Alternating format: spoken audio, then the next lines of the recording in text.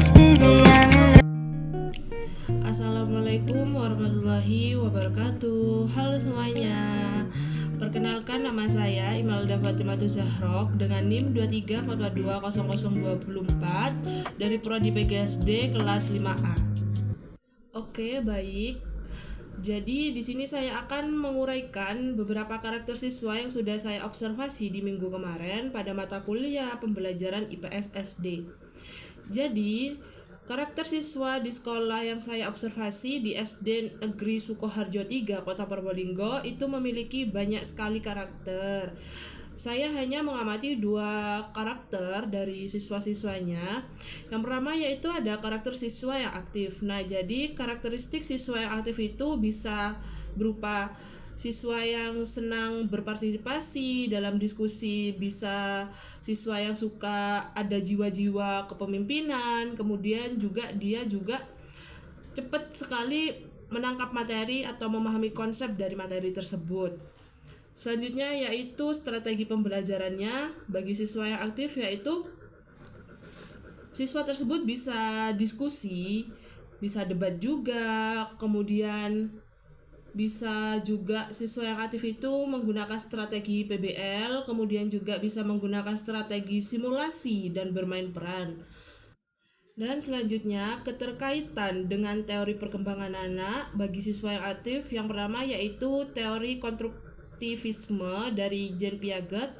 Siswa aktif membangun pengetahuan mereka sendiri untuk pengalaman dan interaksi sosial.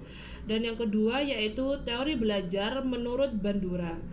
Siswa belajar melalui observasi, imitasi, dan modeling dari lingkungan sekitar.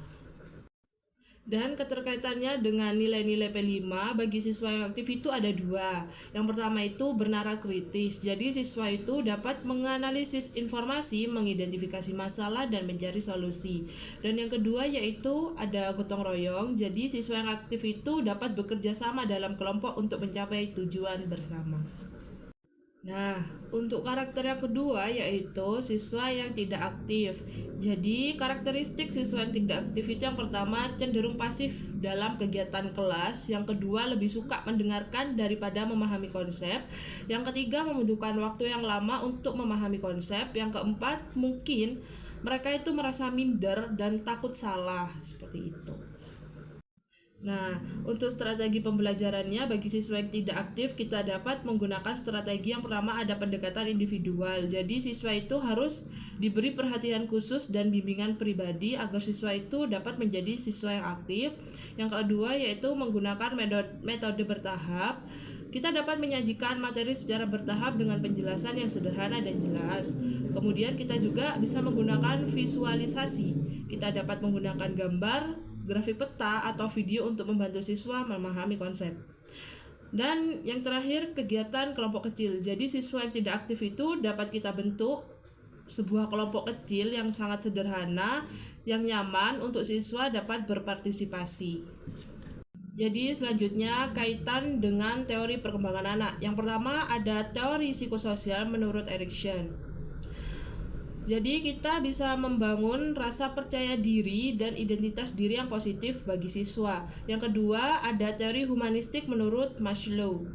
Memenuhi kebutuhan dasar siswa atau rasa nyaman, kasih sayang agar mereka bermotivasi untuk belajar.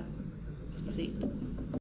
Jadi nilai P5 yang dapat kita ambil dari siswa yang tidak aktif yaitu ada 2. Yang pertama itu ada empati, memahami perasaan dan perspektif orang lain. Yang kedua yaitu ada gotong royong, berkontribusi dalam kegiatan kelompok sesuai dengan kemampuan masing-masing.